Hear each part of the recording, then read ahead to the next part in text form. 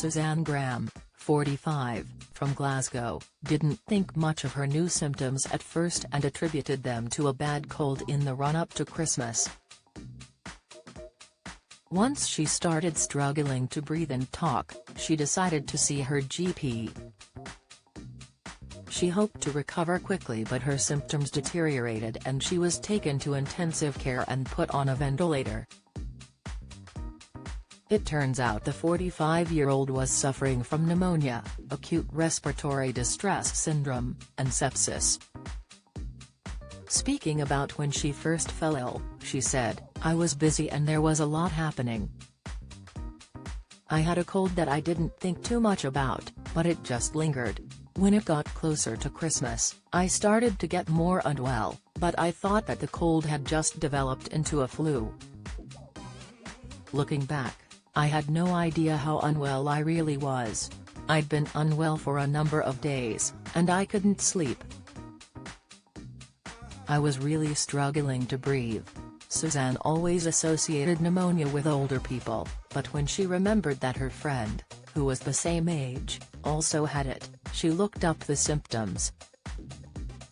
To her surprise, they were all pointing to the lung infection, so she arranged an emergency appointment with her GP. But her condition had worsened to the point where she was unable to walk for any length of time, so her husband had to drive her to the surgery even though it was just about 50 meters up the road. She said, "The GP measured my blood oxygen and listened to my lungs. I just remember her saying to me, 'I don't want to alarm you, but we will be calling an ambulance, you have to go to hospital.' The ambulance came and took me to intensive care. I remember getting into the ambulance, but I have no memories from then on, so this is all from what I've been told by family members." Upon her arrival, Suzanne was attached to a ventilator, but her symptoms, unfortunately, worsened again. The 45-year-old said, "I was in need of oxygen. It took a little bit of time to attach the ventilator, and then they came back and spoke to my husband. They said that the situation had spiraled out of control, and the oxygen that I was getting from the ventilator wasn't going to be enough to keep me alive." At that point, her pneumonia had become so severe, she had 10 to 20% of lung function, acute respiratory distress syndrome, and sepsis. She added, "It was getting into a multi-organ failure type situation, my lungs and kidneys were failing. The only treatment option that was available was ECMO treatment. It is specifically coordinated in Leicester and there's a specific protocol you have to follow to access the treatment. They had to see if I was suitable for it too, because not everybody is, and they only deliver it in a few places across the UK. Using an artificial lung to oxygenate the blood, ECMO, or extracorporeal membrane oxygenation, is used in extreme cases where a patient's lungs or heart are not functioning at a normal level."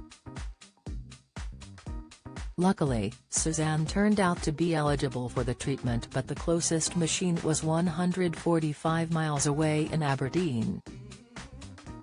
Because she couldn't move at all, she was taken to Aberdeen in an ambulance by a team of 5 medical staff. Luckily, she responded well and was able to be transferred back to Glasgow to continue her treatment. While Suzanne was improving, her muscles wasted away during the time she was bedbound. She couldn't stand and had to learn to walk again with the help of 3 physiotherapists. The 45-year-old needed the help of these professionals to stand for the first time, as she was no longer able to support her own body weight. After extensive work with the physiotherapist team to learn to adjust to using crutches, Suzanne was finally able to return home. While her recovery was very difficult, she feels extremely lucky to have survived intact. Fortunately, she is now back to her normal health and determined to raise awareness of the symptoms and dangers of sepsis. a medical emergency which kills around 50,000 people per year in the UK. According to charity Sepsis Research Feet, the warning signs include very high or low temperature, confusion, shaking, blotchy skin and difficulty urinating. Combinations of these symptoms or rapidly worsening symptoms warrant seeking urgent medical attention.